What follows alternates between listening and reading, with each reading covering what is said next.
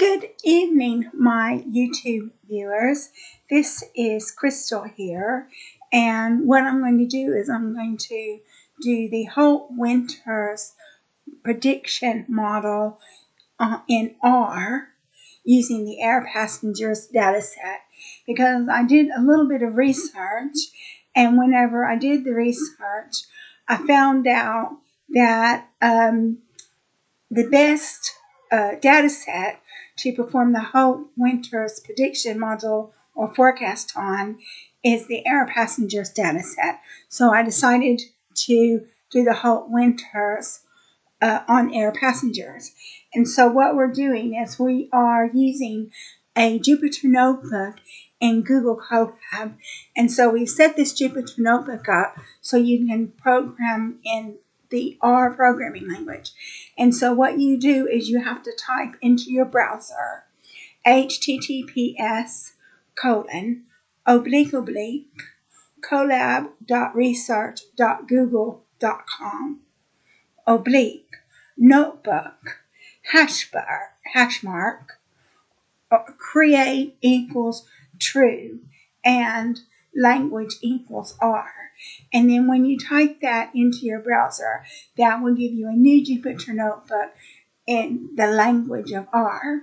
And the reason why is because I had always thought that you could only use the Jupyter notebook in Google Colab on Python, but if you set it up for language equals R, then you can use it on R.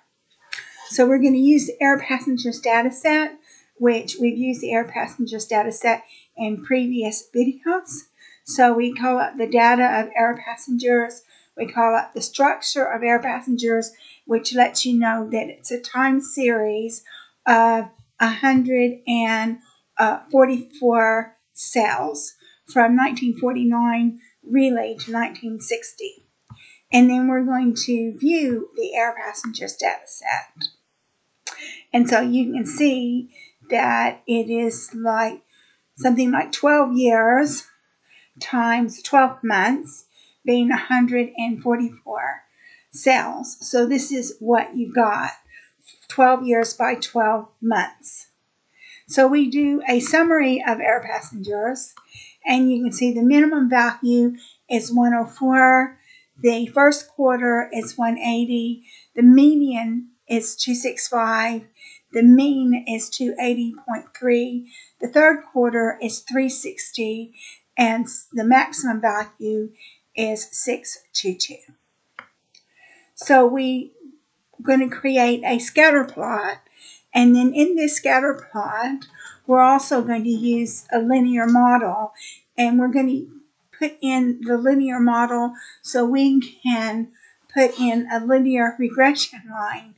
And when we put in the linear regression line, then you will see that the AirPassengers increase every year.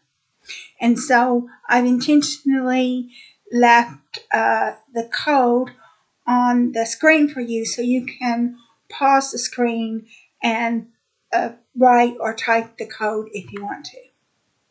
So this is how the code turns out.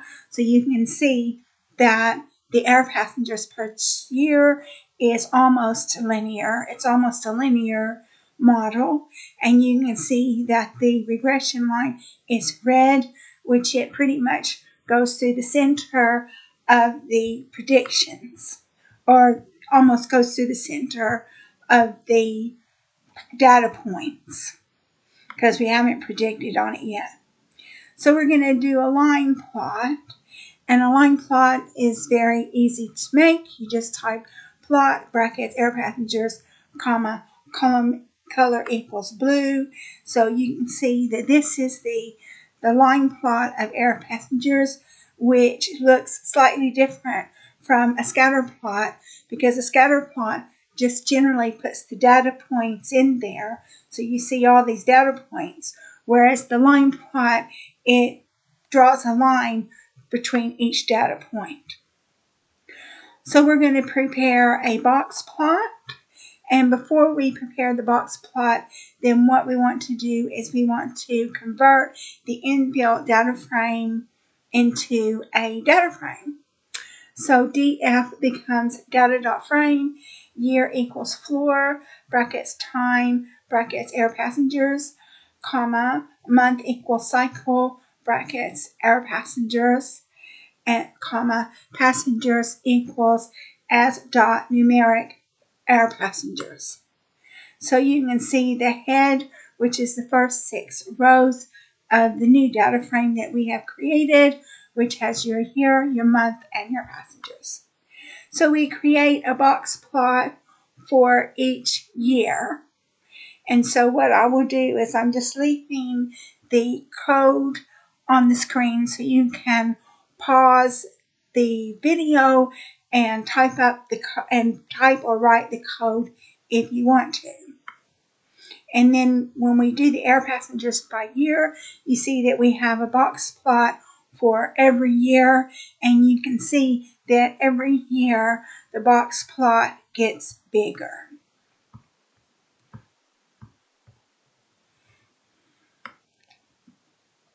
Now we're going to do a box plot for the month, and again, I'll leave the code on the screen for you so you can pause the video and type the code up or write it, whichever you want to do. And then so we do the AirPassengers by month, and you can see that you have more AirPassengers in the summer months than you do the other months of the year. So now what we're going to do is we're going to do a Holt Winters forecast. In previous videos, we did an ARIMA forecast and we did a SARIMA forecast. But now in this one, we're going to do a Holt Winters.